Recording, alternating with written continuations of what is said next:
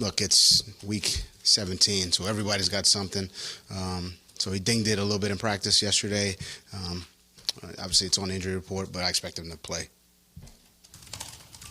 With obviously difficult year, interesting year. Last practice, what were your thoughts going through that process with the team, and what will your message be to them? My thoughts were on the tough opponent we have this weekend.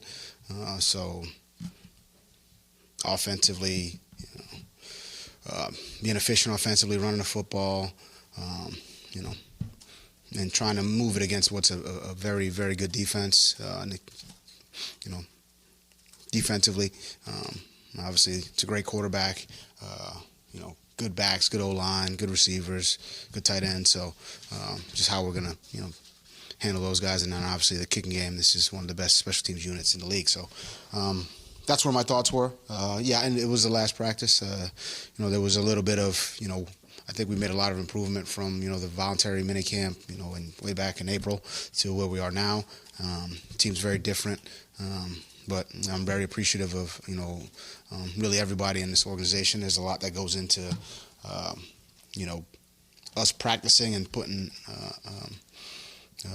all this in motion. So, we can't practice unless the field guys go out there and line the field.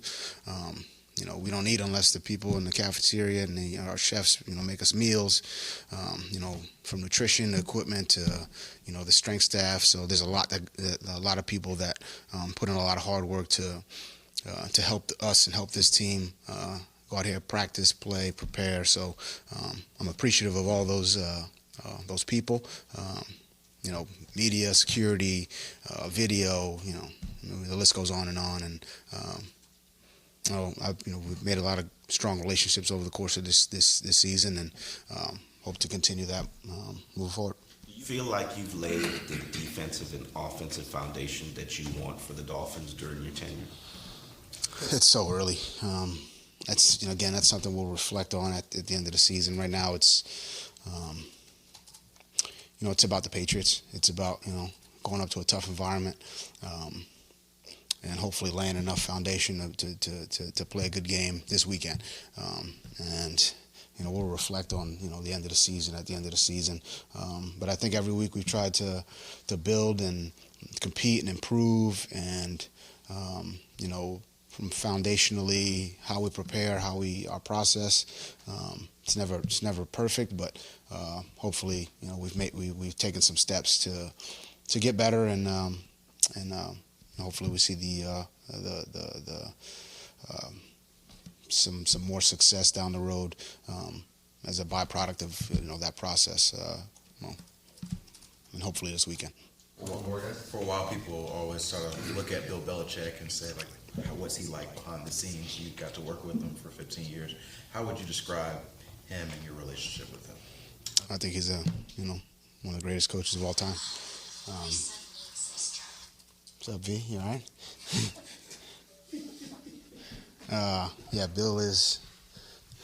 Bill's one of the greatest coaches, and I was fortunate to work under him.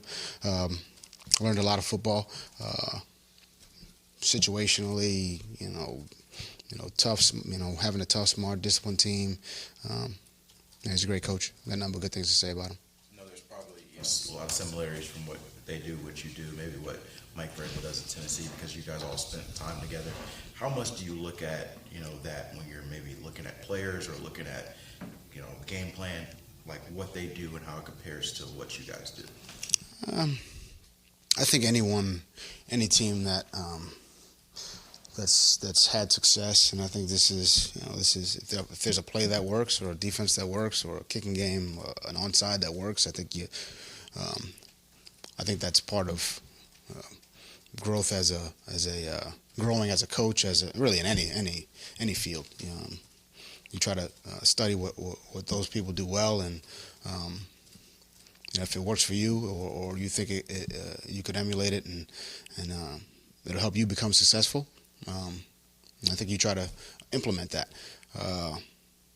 So as far as, Bill or Vrabes or Matty P or, Billy O and the guys that have, been in that group, yeah, I think, you take a look at, the things they're doing, but you also take a look at the things that Pete Carroll's doing and Mike Tomlin and, the great coaches of the past as well, and how they've done things. So, yes, to answer your question, but it's not just that group. I mean, there's a lot of great coaches that have come through, this league. John Harbaugh is another one who's had a lot of success in this league. So, I don't know if that answers your question, but it's not. There's a lot of good coaches that have come through. I wanted to ask you a question about the Zach Seiler and the 4 technique. What is the difference in terms of what he brings as an edge player compared to, I guess, what you guys have had or had to utilize earlier this season? Zach Seiler. Zach Seiler. Yeah, he's got to. Hasn't been here long enough. No, I know.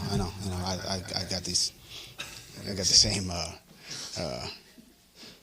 I think Zach, as a 4 technique, as a 5 technique, as a 3 technique, as a shade 2, he plays a lot of different positions. He's big. He's got length. He's got athleticism. He plays hard. I think, when you get a player like that, you just move him around and see the different things he can do. But he's very versatile because of his size, his length, his athleticism. So it's different because he's different. How you play him is different because he's a different style of player than Vince Beagle or Taco or Jamal Davis. So each player is a little bit different. Because he's got some size. You can play him inside. You can play him at 4-eye. You can play him at the edge if you really if the game plan needed that. And maybe he plays out there this weekend. So we'll see.